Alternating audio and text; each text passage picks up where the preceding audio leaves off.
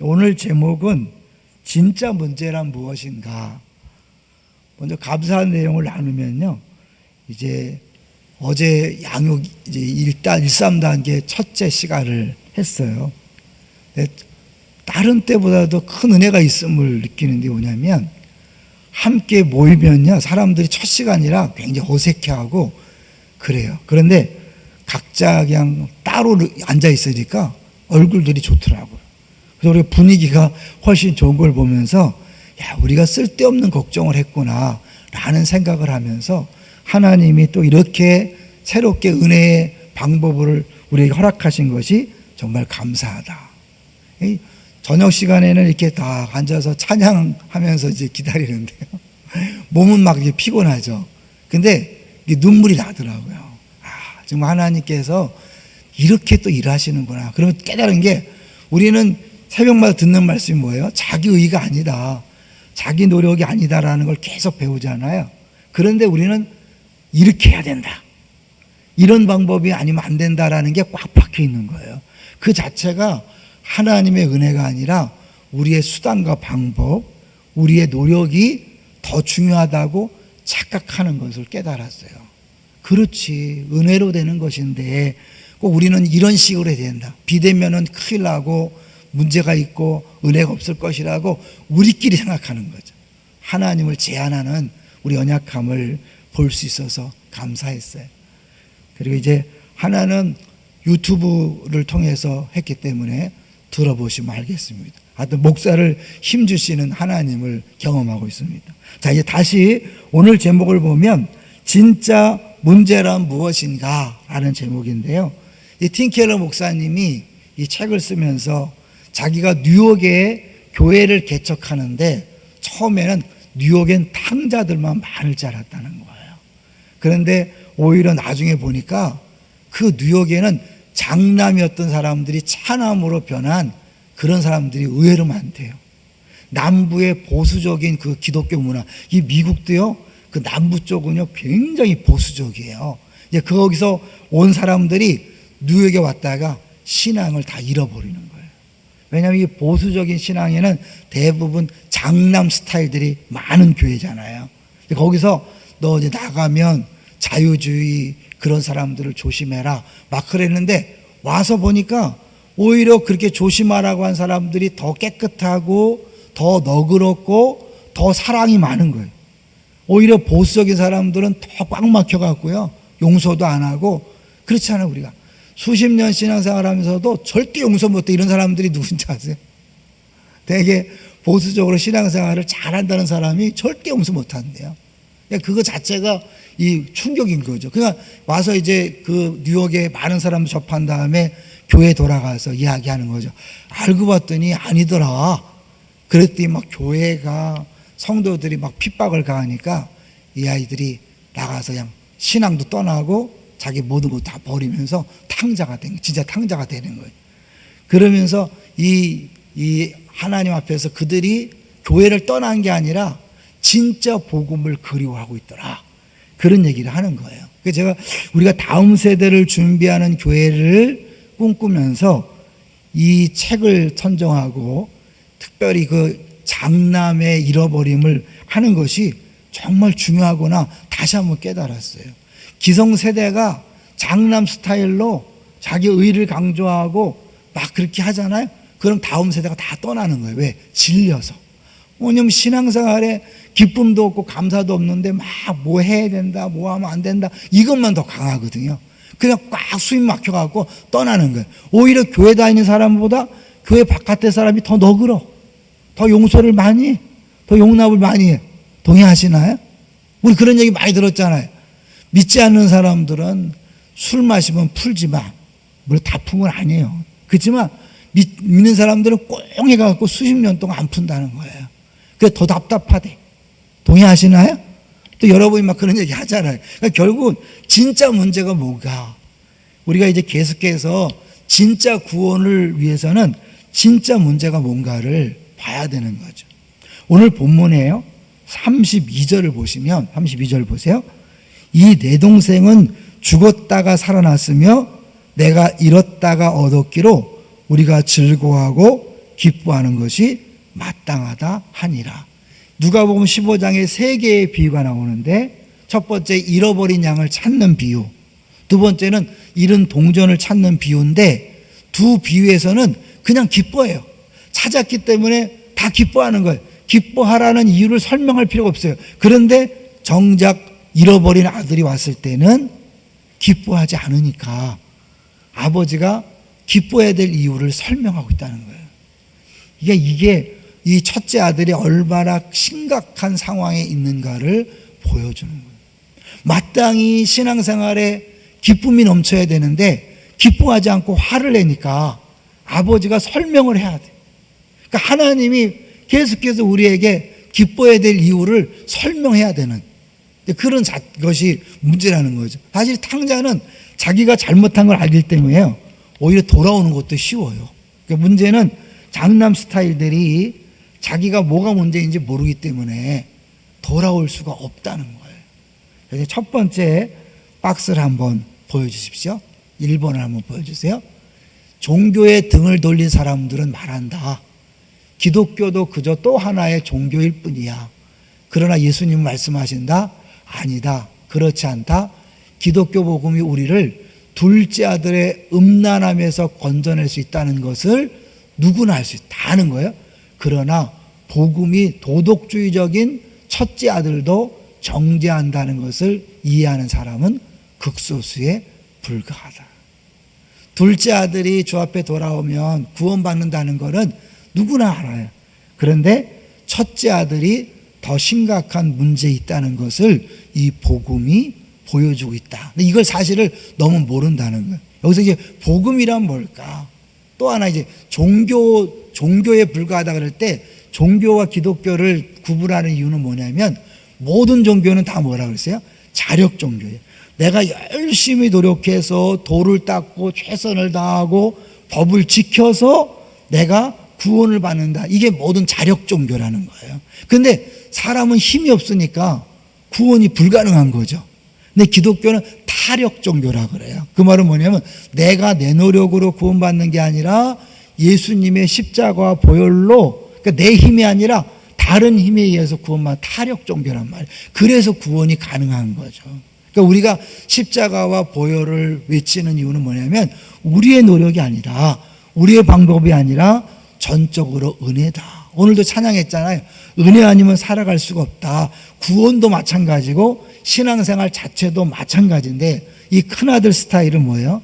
이제 모든 것들이 내 노력, 내 방법, 내 열심으로 된다고 생각하는 거예요. 그 실제로 여기 다시 한번 보겠게요. 우리가 본문 아니라 읽지 않았지만 이 큰아들이 아버지에게 항변하는 게 29절이잖아요. 자, 29절 다시 볼게요. 아버지께 대답하여 이르되 내가 여러 해 아버지를 섬겨 명을 어김이 없거늘 내게는 염소 새끼라도 주어 나와 내 벗으로 즐기게 하신 일이 없더니, 아버지를 섬겨 명을 어김이 없다.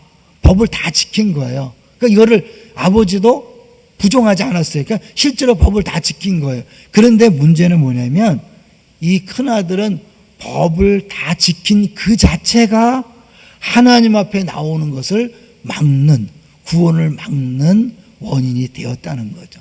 두 번째 박스를 한번 보여주세요. 두 번째 박스 2번을 보여주세요.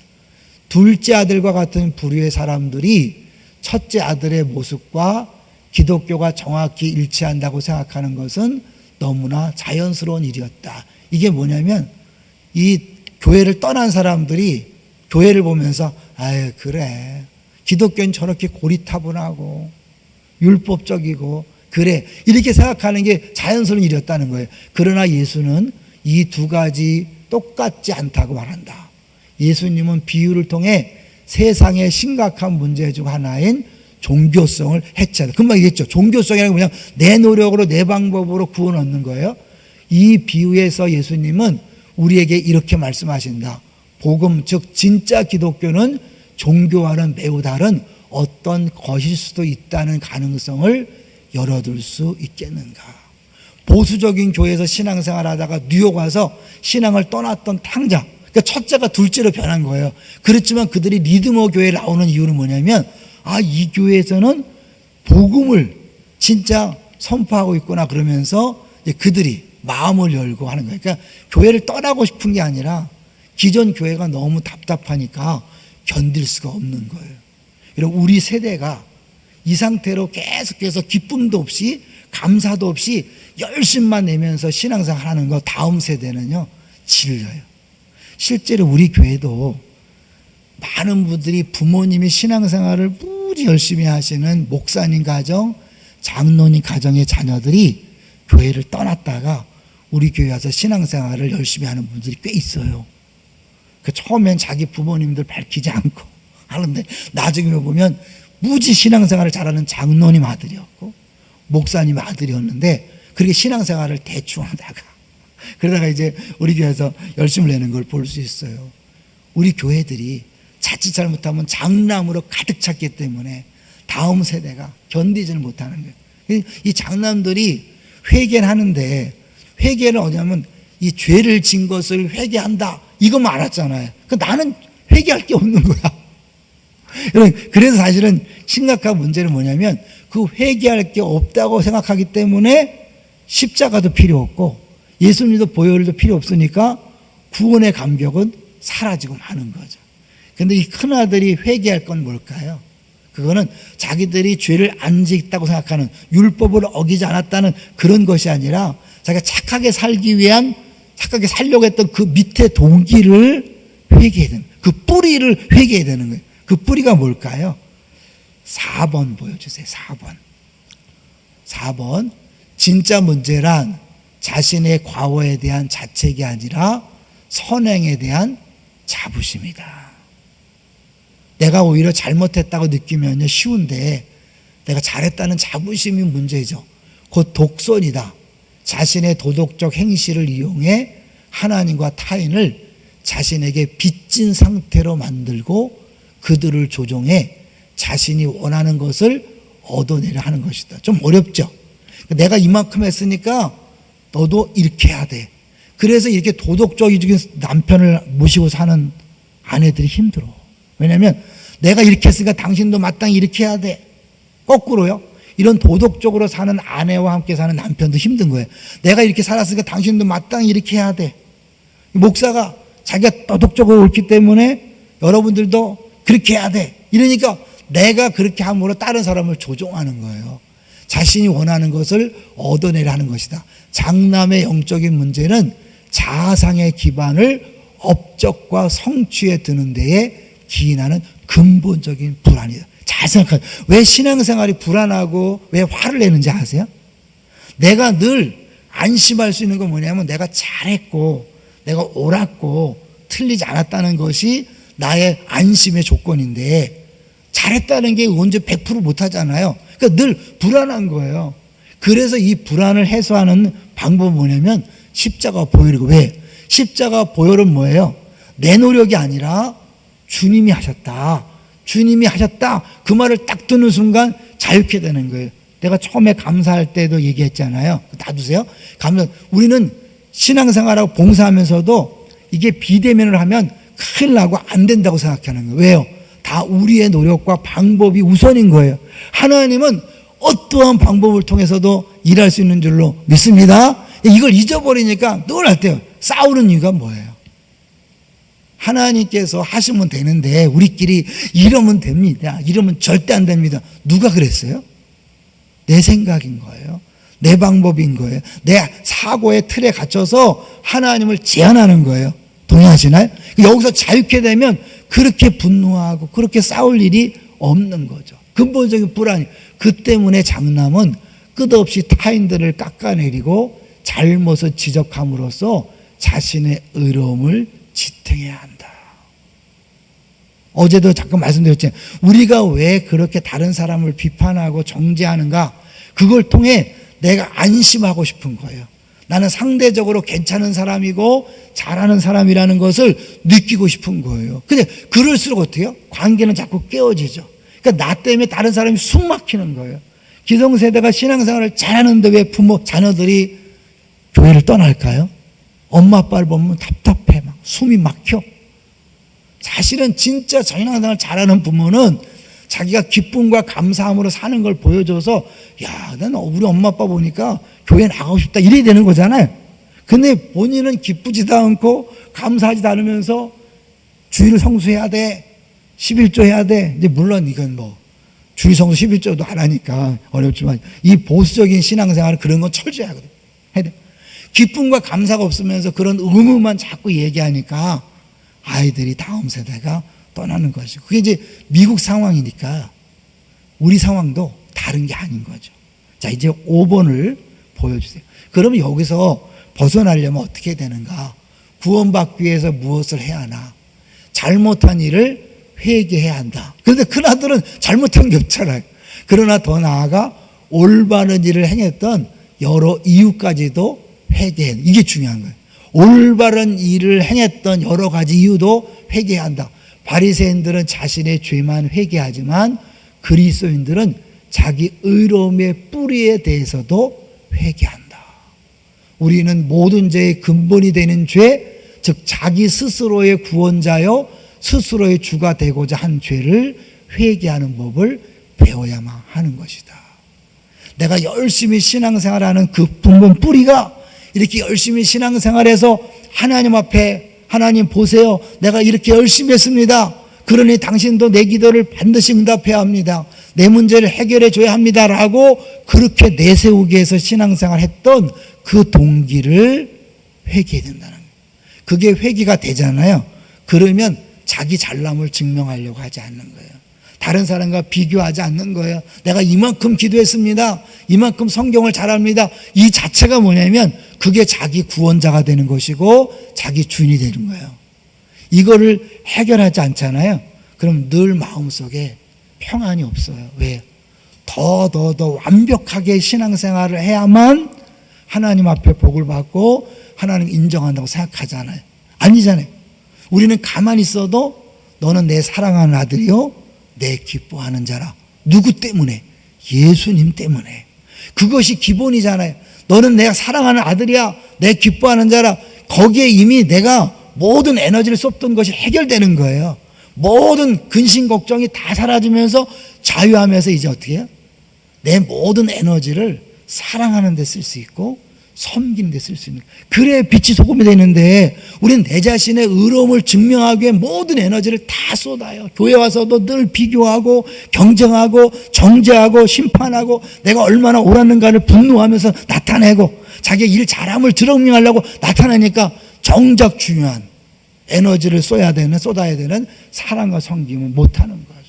그런 사람이 사회 가서 어떻게 섬겨요? 어떻게 희생해요? 아니죠. 막 사회 가서 막 빛이 돼야 되는데 소금이 돼야 되는 이런 의무감만 있는 거죠. 아니에요. 여러분이 하나님의 복음만 해서 내가 하나님이 사랑하고 나를 기뻐한다. 그래서 거기 쓰던 에너지를 다 빼버리고 그 에너지를 가지고요 다 사회로 나가보세요. 가정에서 아내 섬길 수 있어요. 남편 섬길 수 있어요. 부모와 자녀와 회사 동료들을 섬길 수 있는 거예요. 그러니까 근본적으로 기독교가 왜 이렇게 힘이 없는가? 말만 잘하고 능력이 없다고 비판받는 이유가 뭘까요? 우리 신앙생활을 잘한다는 사람들이 오히려 그 신앙생활을 잘함이 엉뚱한 것에 에너지를 쏟고 그것에 다 집중하다 보니까 정작 집에 가면 그래갖고 어떻게 해? 남편과 싸워. 나 교회에서 피곤했어. 왜 교회가 피곤해요, 여러분? 물론 이렇게 새벽마다 나오면 피곤하지만 더 막 기쁨이 넘쳐야죠. 육체는 피곤하지만 안에서 기쁨과 감사가 넘쳐나야죠. 이론일까요? 아니잖아요. 여러분 특세를 해보면 알잖아요. 분명히 육체는 피곤하지만 영혼이 자유함을 얻고 기쁨을 얻잖아요. 이게 단순히 회개, 그러니까 눈물 흘리는 것으로 끝나는 게 아니라 예수를 만나고 바라보는 것까지 가야 돼요. 그건 내일 더 집중적으로 하게 될 거예요. 오늘 한 이야기만 하고 마치려고 그래요. 제가 이 말씀을 준비하다가 저희 이제 부끄러운 고백을 하고 마치려고 그래요. 저는 사실 막 열심, 능력, 방언 이런 거에 했는데 어저께 1단계에서 강의를 간증했어요. 내 안에 사랑이 없는 거예요. 사랑이 없어요. 왜 그럴까? 내가 아내를 사랑해서 결혼해서 최소 아내만큼 사랑하는 느낌이 안 들어요. 하나님에 대해서. 뭘까? 이제 셀을 하면서 아버지의 마음 그것을 경험했는데 그 전에 하나님이 나를 만지신 게 있어요. 그건 제주도에 이제 셀 세미나를 갔는데 그 찬양이 하는 거예요. 두 손 들고 찬양합니다. 그리고 거기 뭐 헛된 마음 버리고 그 찬양하는데 그렇게 마음이 왔더라고요. 왜냐하면 헛된 마음 버리고 헛된 야망. 근데 이 강사가 이렇게 도전했어요. 여러분 만약에 살해 안 받고 목사라는 타이틀이 없다면 지금처럼 열심히 그렇게 봉사하겠습니까? 딱 도전하는데 만약 내가 살해를 안 받고 목사가 아니라면 지금처럼 열심히 할까? 그러니까 저는 우리 성도님들의 그 열심을 보면 굉장히 도전이 되는 거예요. 나는 사실 목사라서 목사라는 타이틀이 있고 살해를 받으니까 안 할 수 없잖아요. 근데 이제 그렇게 할 수 있냐? 아니더라고요. 내가 목사이기 때문에 이렇게 열심을 냈고 살해받으기 열심히 했구나. 그리고 결국 나를 입증하고 증명하려고 내 안에 근본적인 열등감을 이 1등하고 앞서가고 잘한다는 소리를 들으려고 그 열심히 목회를 무지 열심히 한 거예요. 잘한다는 소리도 들었어요. 열매도 있었어요. 그러나 내 안에 주님 사랑하는 행복이 기쁨이 없는 거예요. 그럼 열심은 있지만요 행복하지 않을 수 있어요. 그 많이 울었어요. 정말 많이 울었어요. 하나님 내가 정말 야망덩어리였습니다. 그럼에도 용납하죠. 많이 울었어요. 근데 변했을까 안 변했을까요? 안 변했어요. 많이 울었어요. 내 죄를 깨달았어요. 결정적으로 몇 개월 뒤에 생수회관 가서 주님이 저를 만져줬어요. 그러니까 결국 내 노력과 내 방법으로 회개조차도 내가 막 내 잘못을 회개하고 드러내고 막 이것을 끝나는 게 아니라 그 다음에 정말 주를 만나는 그것이 있을 때 변화가 시작되더라고요. 할렐루야. 지금은요 정말 주님 사랑합니다. 그래서 지금도 아버지 사랑합니다 딱 하면 요 눈 뒤에서 올라와. 정말 행복한 신앙생활이 있어요, 여러분. 저도 옛날에 무지 열심히 했다니까요. 안 믿다가 1970년 1월 달에 믿어서 열등감에 시달리던 내가 그냥 아프고 힘들면 주 앞에 주 달려 죽은 십자가 무지 불러요. 그러면 눈물 쫙 흘리고 나면 어느 정도는 평안해요. 그러나 근본적으로 내 안에 모든 문제가 해결되는 것은 진짜 복음을 만나고 이론적으로 뿐만 아니라 정말 주님 십자가를 경험하고 그 은혜를 경험할 때 달라지는 거예요. 내일 한번 그 부분을 같이 한번 나눠보고요. 그 나눌 뿐만 아니라 그걸 붙잡고 사모할 때 우리 모두에게 정말 모든 분노와 두려움이 기쁨과 사랑으로 변화되는 역사가 있게 되기를 주의 이름으로 축원합니다.